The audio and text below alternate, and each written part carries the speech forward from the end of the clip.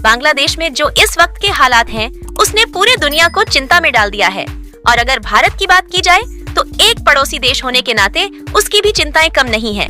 मगर भारत अपने पड़ोसी देश की हर गतिविधियों पर पैनी नजर रखता है।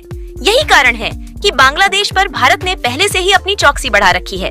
इसी के मद्देनजर भारत ने बांग्लादेश क्राइसिस के बीच बांग्लादेश से सटे अपने सीमाओं पर अतिरिक्त सुरक्षा बलों की तैनाती कर दी है, जिससे बांग्लादेश पूरी तरह से गिर चुका है। इसके अलावा इंडियन एयरफोर्स और इंडियन नेवी ने भी किसी भी हालत से निपटने के लिए बांग्लादेश के तटीय इलाकों पर पैनी नजर बनाए हुए हैं।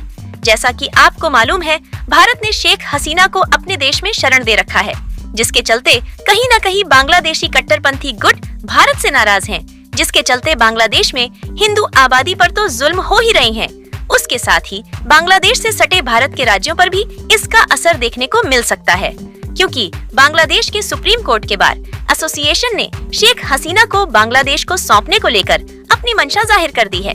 और अब यह साफ हो गया है, भारत ने शेख हसीना को शरण देकर बांग्लादेश के निशाने पर है। फिलहाल बांग्लादेश में अंतरिम सरकार का गठन हो चुका है, मगर बांग्लादेश के कार्यवाहक प्रधानमंत्री का पद संभालने वाले मोहम्मद यूनुस ने अपने देश के हालात से निपटने से पहले भारत को ही लोकतंत्र पर नसीहत देना शुरू कर दिया है, जिसके जवाब में भारत के प्रधानमंत्री नरेंद्र मोदी ने मोहम्मद यूनुस को बांग्लादेश के प्रधानमंत्री बनने पर दिए गए बधाई संदेश में बड़ी नसीहत देते हुए बांग्लादेश के हिंदू आबादी पर हो रहे जुल्म पर कड़ा ऐतराज जताया है।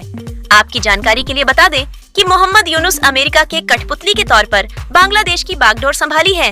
ऐसे में भारत बांग्लादेश के रिश्ते पर इसका असर जरूर पड़ेगा और भारत इसी के मद्देनजर भारत ने अपनी सेनाओं को हाई अलर्ट पर रखा है। दूसरी तरफ बांग्लादेश में हिंदुओं पर हो रहे जुल्म रुकने का नाम नहीं ले रहा है, जिसके चलते भारत समेत पूरी दुनिया में इसके खिलाफ विरोध प्रदर्शन हो रहे हैं। साथ ही साथ भारत के हिंदू संगठनों ने भी जैसे को तैसा वाली रुख अख्तियार कर भारत में बसे बांग्लादेशी रोहिंग्या मुस्लिमों को खदेड़ना शुरू कर दिया है। ऐसे में अगर बांग्लादेश में हालत नहीं सुधरे तो फिर भारत कूटनीति का रास्ता छोड़ किसी अन्य रणनीति पर विचार कर सकता है। भारत के इसी कड़े रुख का अब बांग्लादेश सहित पूरे विश्व से रिएक्शन आने शुरू हो गए हैं। एक तरफ जहां यूएन ने विश्व इतिहास में पहली बार हिंदुओं को लेकर बांग्लादेश सरकार को अपनी चिंताएं जाहिर की हैं, वहीं दूसरी तरफ बांग्लादेश में प्रताड़ित हो रहे हिंदुओं में भी नई जान आ गई है, जिसके चलते जो हिंदू पिछले कुछ दिनों से डरे सहमे थे, वो सब अब खुलकर सड़कों पर आ गए हैं। साथ ही जय श्री राम के नारे भी लगा रहे हैं। साथ ही बांग्लादेशी सरकार को चेतावनी देते हुए कहा है, बांग्लादेश किसी के बाप का नहीं है और हम हिंदू किसी भी प्रकार का अब अत्याचार नहीं सहने वाले। इतना ही नहीं, बांग्लादेशी हिंदुओं के आक्रोश को देखते हुए अब शेख हसीना की पार्टी आवामी लीग को भी नई संजीवनी मिल गई है और अब उसके समर्थक भी सड़कों पर मोर्चा संभाल लिया है, जिसके चलते बांग्लादेश क्राइसिस अभी फिलहाल खत्म होते नहीं दिख रही।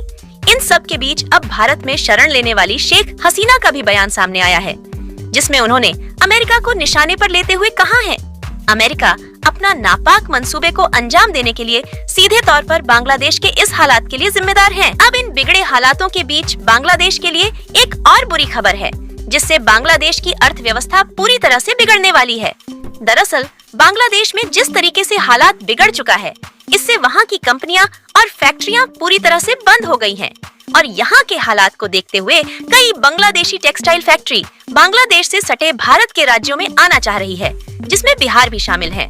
बांग्लादेश की टेक्सटाइल इंडस्ट्री बांग्लादेश के अर्थव्यवस्था में बड़ा योगदान देती है और हालात नहीं सुधरे तो वह निश्चित ही भारत की ओर अपना रुख कर सकती है, जो बांग्लादेश के लिहाज से एक बड़ा झटका होगा। बहरहाल इस वीडियो में इतना ही। ऐसे ही खबरों से अपडेट रहने के लिए जुड़े रहे द जियो स्टोरी से।